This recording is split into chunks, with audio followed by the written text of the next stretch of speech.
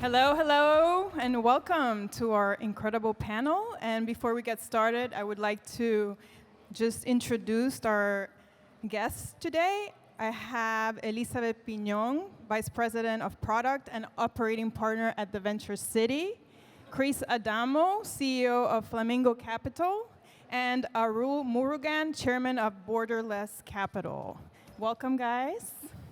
So, we're here gathered to speak about entrepreneurship, investments, innovation, and how can we drive development of smart cities, especially in our local ecosystems. So let's just begin and understand a little bit about what's happening in this space and why it's so important to have cities developing these type of technologies and investing in them so they can grow and have more impact and really have a better and sustainable future in our communities. So to start, I would like to just ask everyone, how do you define companies that support the development of smart cities? Elizabeth, why don't you get us started? All right, so at the Venture City, we're an early stage VC fund.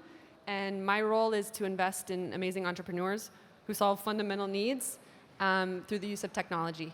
And so if I pull back and I think about my role in this ecosystem, I think there's three key players. There's public companies, private companies, and government. And we're all working together. But I'm obviously very biased that I think the greatest catalyst for change comes from startups. And if I think about what type of companies build smarter cities, it's usually, it can be the obvious ways, which would be the companies that are reducing carbon footprints, but in also ways like through fintechs who are helping improve financial literacy and inclusion. Arul?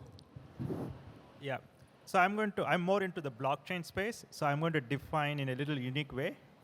So the way we define the companies that are in the smart city is those who are providing the decentralized wireless network, whether it's a cellular network using 5G or 4G LTE or IoT wireless network or a Wi-Fi. So we categorize them as a decentralized wireless network. And another one we call them as a decentralized data network. So for the smart city, once you have the wireless network, then the data is getting passed from all these smart devices actually. So we are really working hard to make sure that we are funding companies that are providing the decentralized wireless network and also funding companies on the decentralized data network, like things like air quality sensors, weather stations that you can have at each home. So we have done several investments, and I'm very glad to speak a lot more about this, actually. Great, thank you. Chris? Yeah, I love all those descriptions. I agree with all that stuff. I'm kind of a journalist investor, so I try to find things that are making brand new approaches to industries that have huge problems. And locally, obviously, is the best place to start. You can kind of start small and reimagine how you can affect this on a grander scale and have less risk, kind of de-risk it by having a smaller pot to kind of take over first. So I think we'll get into later about all of our top picks, but there's a lot of great examples in Miami locally that we'll probably dive into pretty soon that we can, Great. And can you all give me one startup or organization that you've recently invested in that excites you and that you believe that is really important? Can you please share? Who wants to start? Yeah, I can go first. Go. So one that's in the same realm as you, Arul, is Massive. And what they're doing is they're allowing people to actually share their computing power with other people who don't have enough of it. So they're reducing the amount of electricity and power needed to actually use our computers in a much faster manner, which I think could change a lot of places for the better, especially in developing worlds where there's less of that to go around. Okay, really cool. Elizabeth? So this is not a recent investment, but we did invest in a startup that's really exciting called SimplyRoute. They're based in Chile, but they're now expanding into the US, and they focus on last mile logistics, which is one of the most polluting industries, and it's also adding to a lot of city traffic, which I think we can all relate to. If we can mitigate that, it would be a win. And obviously, we would want to see the companies that they're backing reduce their carbon emissions, and they have e-commerce giants like Walmart, and the first time that their story is interesting because they started as applying their models and algorithms towards the fire department in Chile, helping the firefighters arrive sooner. So it's the same kind of approach, but to e-commerce. And I love data, and I have this data point that I just read from them, which was last year they calculated enough routes to go to the sun 7 times and saved, with the efficiency gains, 9 million gallons of gas. So, I mean, we're chipping away. Wow, that's good. Arul? Real gas. So we have invested in about 150 plus companies. So what I did is that I picked up, so probably about close to 15 would come under the smart cities. And I picked about 4 companies that are touching Miami and did a poll as part of that. So I'm just looking at the poll right now. There's 56% came to a company called Vairu.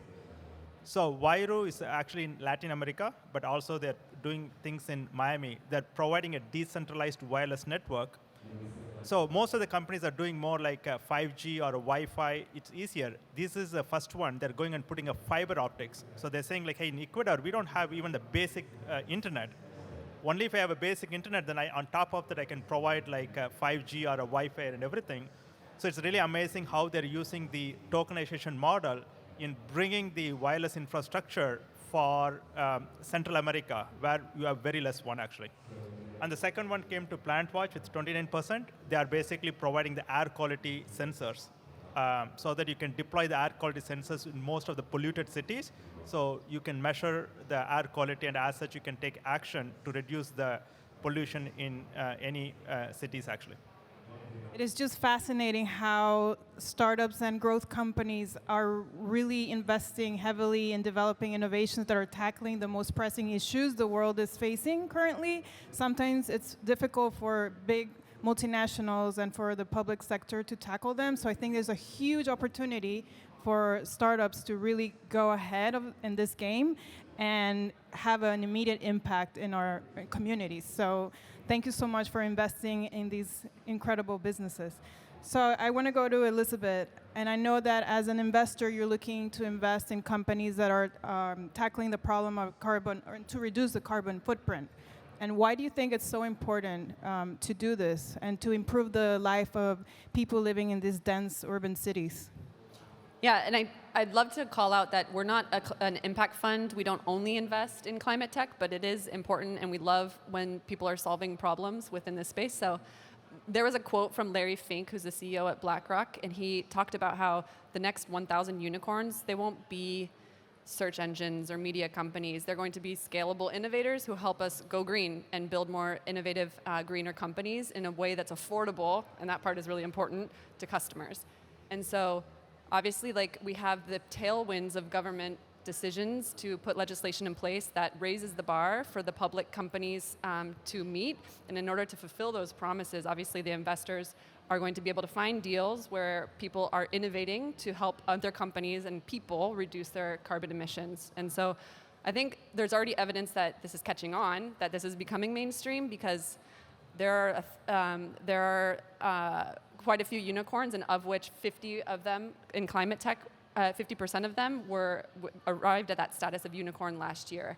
So it's really exciting, and I think the time to invest is now. In the U.S. or where? Globally. Okay. And you see that if you look at a chart, you're going to see that that so many of them are in the alternative protein and in agricultural tech. Okay, so incredible. We've been talking about unicorns recently, and in technology, there's several of them emerging faster than we expected. And so I'm really happy to hear that a lot of these unicorns are in the space of tackling these most pressing issues. And I know investors have a difficulty in finding companies that are for profit, but at the same time have a social impact. So I'm glad that we're seeing more of those. So Chris. Yes. So how can cities really turn themselves into smart cities and encourage more founders to really focus on building companies that have this in their DNA? Yeah, that's a good question. You guys may know Sean Abramson, from Miami resident formerly. He runs a thing called Third Wave, and they're a fund and a kind of the future of urban impact, really. How do they kind of find the next unicorns that can do that? He has a great quote. It says, I wish we would treat climate change and other problems like an alien invasion, where it's like all hands on deck. So think like Armageddon. Like no one was caring about social media. It's like the aliens are coming, let's stop them now. So like if that's the first kind of thought process, like we have to change what we're doing now for the future. And I think most residents and cities don't think of these problems as like the most pressing stuff, because they're like, oh, it's okay for now. So the biggest thing is like learning how to have that urgency first.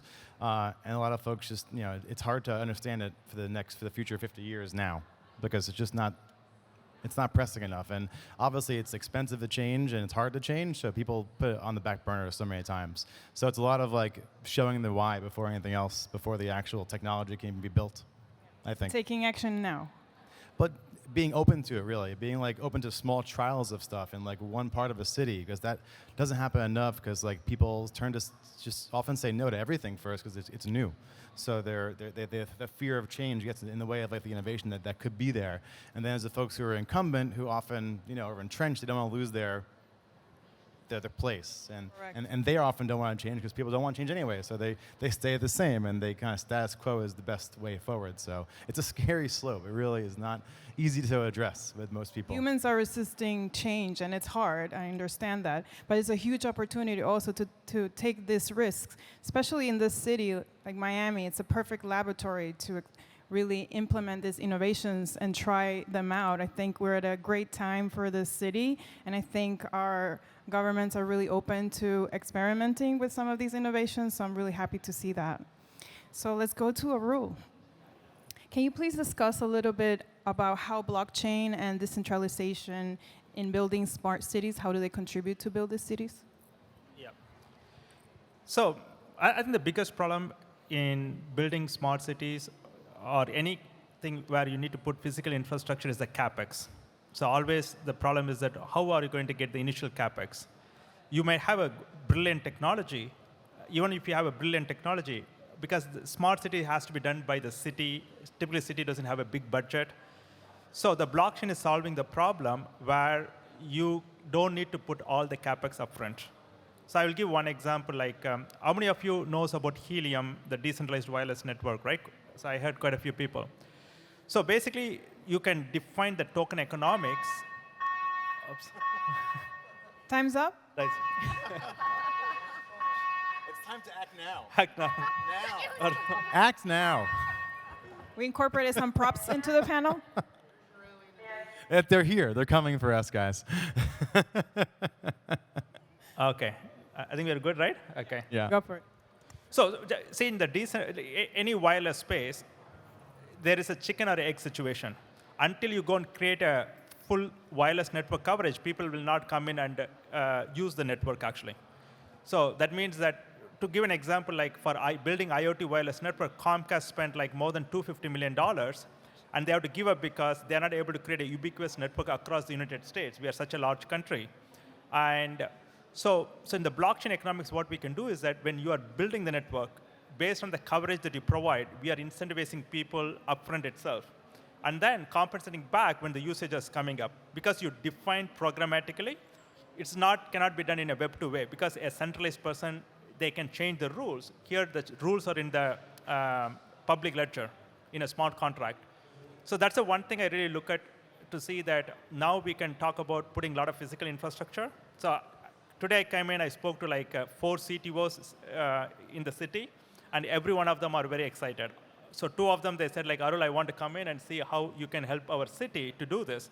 So I'm really excited. I think this idea of not having the upfront capex and trying to fund them, and the city is able to generate revenue now. And then the revenue that is generated could be shared back to the public. So now I come to the decentralization part. So typically, if you want to build something in a data center, a centralized company can do it. But if you want to go and put this IoT gateway or a Wi-Fi router, let's just take a simple example of I want public Wi-Fi. How do you incentivize people to turn on all of your Wi-Fi router and make a public Wi-Fi? The decentralization model really allows to do that, actually. So there's no one centralized entity, because if a centralized entity comes in, everybody says, no, I'm not going to do it, actually. So the community coordination, the decentralization aspect, people say that I'm going to do it for my community, for our cause. So that really gives the power. So I'm really confident that with the power of offsetting or reducing the capex upfront, and also the community that comes in through decentralization, then going to the next stage of DAOs, decentralized autonomous organization, it could completely change how the smart cities are built in the future. So interesting. Thank you, Arul. There's so much that we still have to learn about this, but I'm really glad that a little bit of your educating us on this topic. It's massive. Yeah. So go to Elizabeth now. What are like the key blockers that you see in developing sustainable cities, and how can technology solve these problems? Yeah, I think the key blocker is the electricity grid. And we're already seeing this in densely populated cities in California and in New York. People are getting notifications telling them not to charge their electric vehicle at peak consumption hours or not to run their, power-hungry washing machines. And this, to me, sounds, like a Band-Aid on a problem, a systemic problem. And it's a problem that will get increasingly more acute as we move towards more electric vehicles, thanks to the legislation being put in place in different places. And I think we all are embracing that, and we should. And I'm not saying that that's not the right answer. But there is a way to make the grid more efficient through technology. We invested in a startup called PlexiGrid. And essentially what they do is they help the grid operators, which is like a very old school industry. 100 years ago, the grids were created, and they haven't changed. And they give them the technology and tools to do real-time analytics and forecasting so that they can smooth over those peaks of consumption, and that the end result is that you don't have to necessarily pay attention to your phone to make sure you're not charging your car at the wrong time. And also that we don't result to a plan B, which is already being discussed in the US, of creating more electricity grids. And we can do this because they're only being utilized to about 7%. Say the experts. I trust the experts. Don't fact check that just yet. But yeah, so I'm just really encouraged by that there is software, there's technology to deploy to tackle these problems. But I will say that we have to work as a team because these are industries that are not apt to embrace new technologies. And so integrating these solutions is complex, but the ROI is huge. They'll become 20x more efficient. So we're super excited, but patient. Patient to solving systemic problems. Because at the end, we are encouraging people to use electric cars, and then if they can't charge them, then we have a problem, right? I was recently in Europe, and I saw also how they've been affected with the energy problem, and the amount of solar panels that I've seen in this trip, I have never seen before. They're really accelerating the implementation of solar energy, so it's really good to see that in some communities they are tackling this problem. But again, patience. Same question to you, Chris. Any roadblockers you're seeing, and why technology can help? Pretty simple. It's humans. We're the blocker of cities not evolving. It's all of our crazy thoughts and our impatience and our resistance to change and our resistance to new ideas. And it hurts me because in local places you can have change happen with just a few people, and influence really matters here. And if you're an incumbent company doing business in a place, you have influence that I can't have as a new company in doing business in a place. So that's just the human way. And I don't know an answer to change that one thing. You have to really show an outshined example of a way to change that will help the locals say, all right, I'm going to stand up and say I want this now, instead of the people who are in charge who are talked to by a few amount of people saying one thing. So it's again, it's us, sadly enough.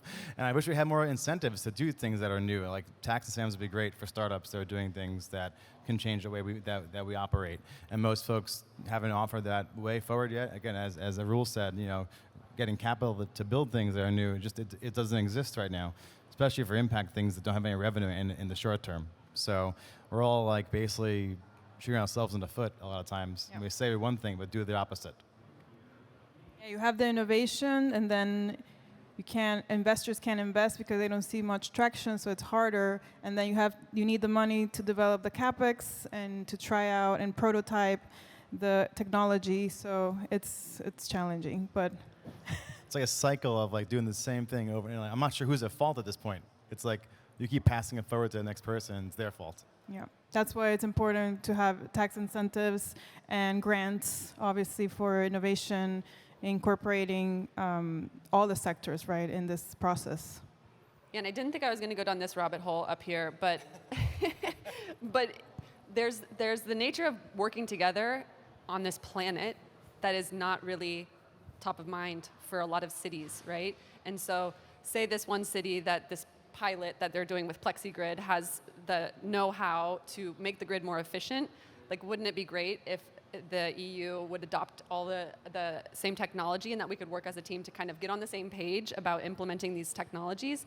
But there's this kind of energy independence question that comes up with, especially right now at the war in Ukraine. And so I think we have to remember that we're all on the same planet together, and that we have to come up with strategies that benefit us all.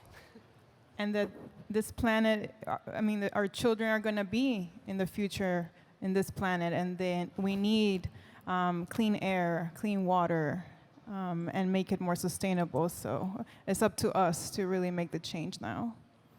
So Arul, what is one thing that you find particularly inspiring at the moment that we're living in order to develop smarter cities, and why are you optimistic about the future? Yeah.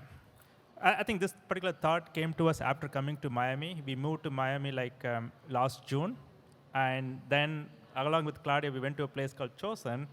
So the whole idea about sustainability, the climate, came more to that because the city of Miami cares more. And also we find out heat is a bigger problem. So we're kind of thinking on the philanthropic side, what's the thing that we can do, particularly people living in the urban areas. So we always support education, so we want to pick one. So we picked sustainability, and then we picked planting trees. So keeping the city green, planting trees, it's very, very important. Then we find out ways to say, how do we go and do this in a bigger way across multiple cities and make it a scalable model? So again, we being in blockchain and Web3, so we thought of using the Web3 business model we created something called Tree Fund. So what we've done is that we're using NFTs. So, and this one is headed by my wife, Kavita. So 3 months back, she went in and hired an artist. This artist is not known anywhere, so they interviewed like about 30, 40 people and picked one good artist. Because we all know that artists don't get a chance to know them until they become popular. So they went and created a theme called Forest Folk. So it's basically they come out with 550 male version and another 550 female version. So 1,100 NFTs that they've created, and they went and kind of did like an auction. They got sold like in 3 minutes because you're creating a community and you're creating people who care for a cause that you're trying to do. And 100% of the proceeds of that NFT goes back into the tree fund. And what they do also, they're again using them, whatever the money that they collected, they're using them for generating yield actually. So they're putting in such a way that like, okay, we generate 8% yield, so we take the yield, use it for planting trees, and also we may take 5%. So basically they're almost creating like a model that you can sustain for a very long period of time, like an endowment model. So this is where, and again, the help, which organization we should use it for planting the trees, then the community comes and helps actually.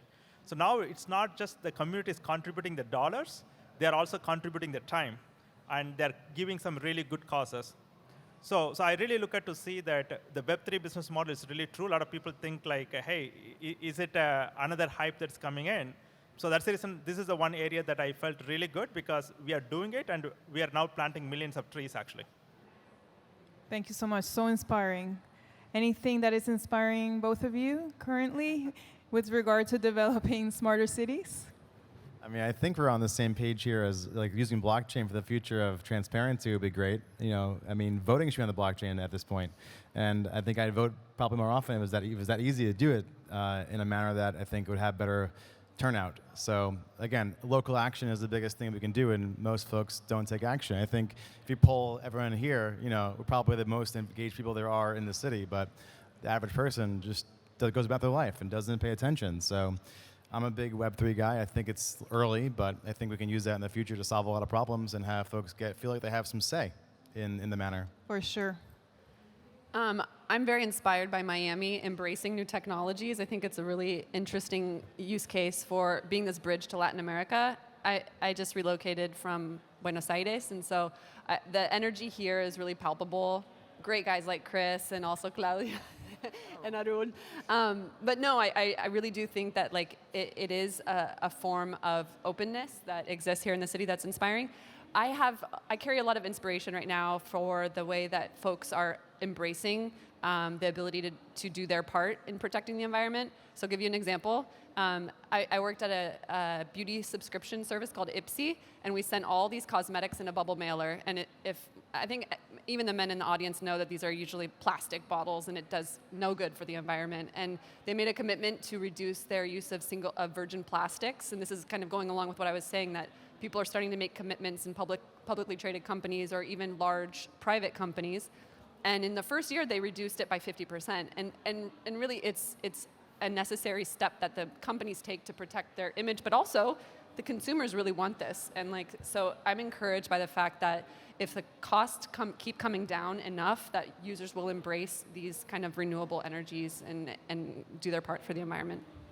Well, plastic is a huge problem still, and a lot of cities across the United States are still not recycling, which is a big problem. Some countries in Europe already banned plastic bags, plastic bottles, so single use, obviously. But I'm still hopeful that we can tackle that problem, because it ends up going to the ocean, right? And then we have a problem with the sea level rise and the pollution in the ocean, the fish obviously dying because they're eating this plastic. So again, we all have to contribute a little bit. And I'm also inspired with this topic. And through Endeavor, we are supporting founders to scale their companies, and recently helped some companies that are in the clean and climate tech. I see Anya. She's creating sea walls through 3D printing. So it's really cool to see that now in Miami we have these type of companies and innovations that are starting to choose the city as its home and to prototype their innovations and scale their companies. And it's so important to have investors like yourselves really betting on the future and the technologies that will help our planet and humans. So before we go, we have he already answered what you're excited about.